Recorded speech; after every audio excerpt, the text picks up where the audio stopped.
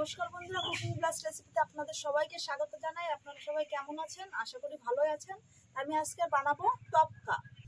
আপনারা সবাই পুরো ভিডিওটা দেখুন। আমি টপকাটা কিভাবে বানাচ্ছি, না দেখলে পুরো ভিডিওটা না দেখলে বুঝতে পারবেন না কি করে বানাবো। তা আমি দেখুন বাটিতে নিয়েছি ময়দা, পরিমাণ মতো নিয়েছি ময়দা। এটা আমি জল দিয়ে গুলে নেব। আমি নিয়েছি একটা চামচ নিয়ে জল, অল্প অল্প করে জল দিয়ে এটা মাখবো। খুব টাইটও হবে না, খুব পাতলাও হবে না, অনেকটা গোলা রুটি যেমন করে ওই রকম করে মাখিয়ে রেখে দেব। আর একটু জল লাগবে।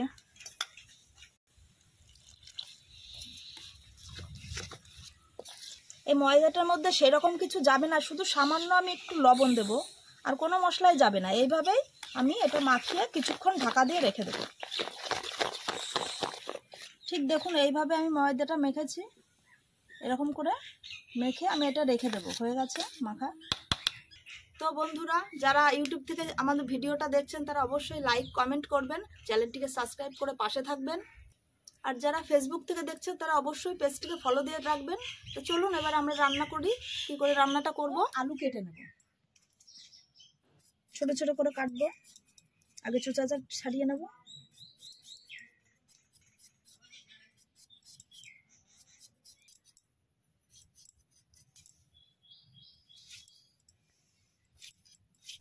দেখুন ঠিক এরকম সাইজে কেটে নেব। এবার একটা পেঁয়াজ কেটে নেব। বড় সাইজের একটা পেঁয়াজ নিয়েছি, চোচাটা ছাড়িয়ে নিয়েছি। এবার আমি কুচি কুচি করে কেটে নেব।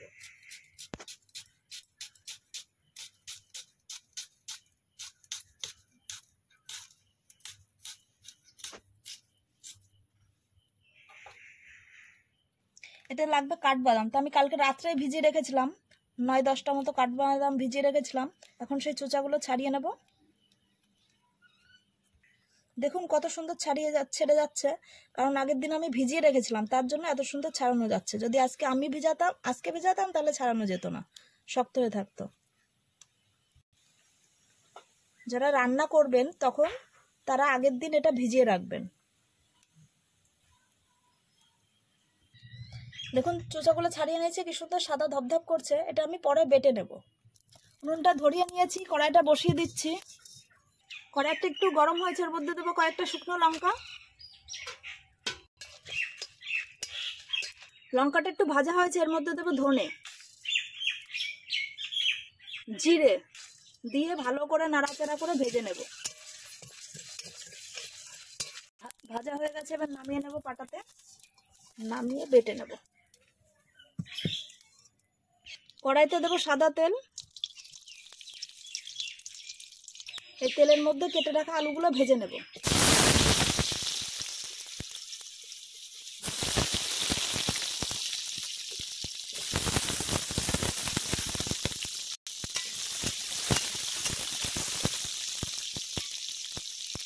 এবার ভেজে রাখা মশলাটা বেটে নেব।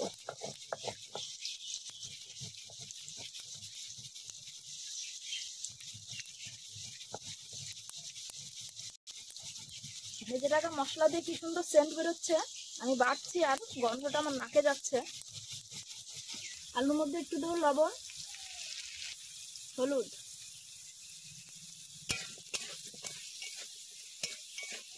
লাল লাল করে ভাজা হয়ে গেছে। এটা আমি তুলে নেব।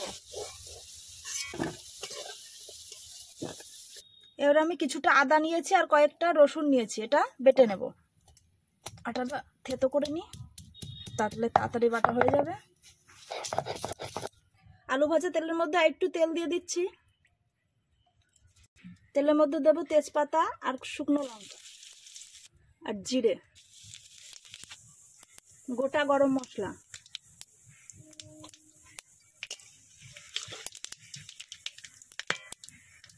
ফোড়ন থেকে সুন্দর সেন্ট বেরিয়ে গেছে। এবার এর মধ্যে দেবো পেঁয়াজ কুচিয়ে রেখেছিলাম, ওই পেঁয়াজ কুচি।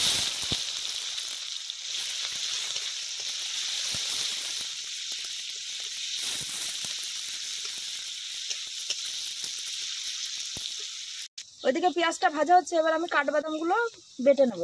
একটু থেতো করে নেব প্রথমে।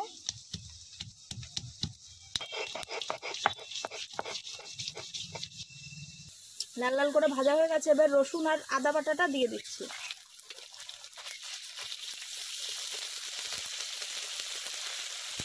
এবার এর মধ্যে দেবো লবণ, হলুদ, কালারের জন্য কাশ্মীরি লঙ্কার গুঁড়ো,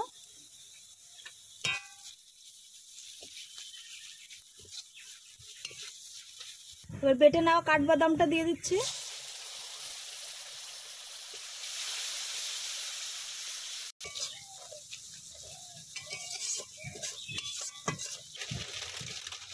এবার দেবো কাসুরি মেথিটা হাতে একটু ডলা দিয়ে দেবো।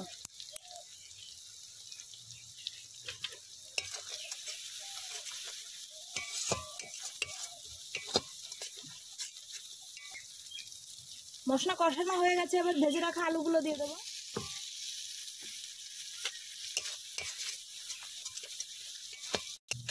এবার এর মধ্যে দেবো পরিমাণ মতো জল।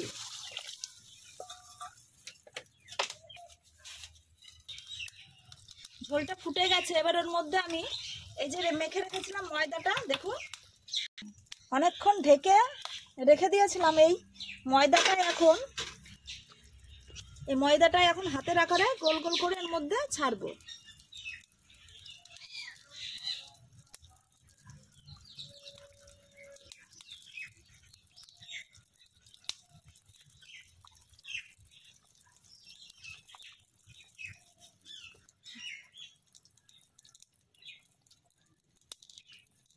পুরো ময়দাটাই এইভাবে আমি করে করে এর মধ্যে ছেড়ে দেব।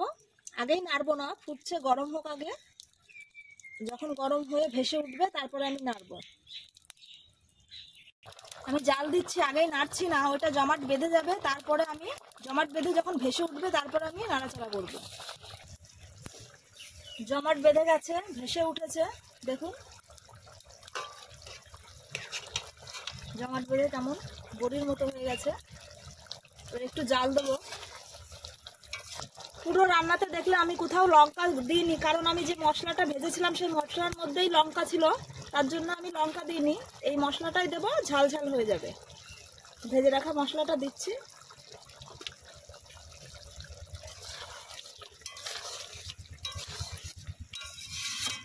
হয়ে এসেছে। এবার আমি দেবো গরম মশলা দিয়ে নামিয়ে নেব।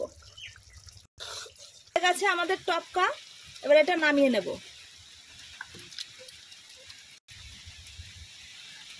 রান্নাটা কেমন লাগলো অবশ্যই জানাবেন। বেশ আলুর সাথে মাখো মাখো ভাব হয়েছে। এটা ভাতের সঙ্গে খেতে খুবই ভালো লাগবে। যদি ভালো লাগে অবশ্যই কমেন্ট বক্সে জানাবেন।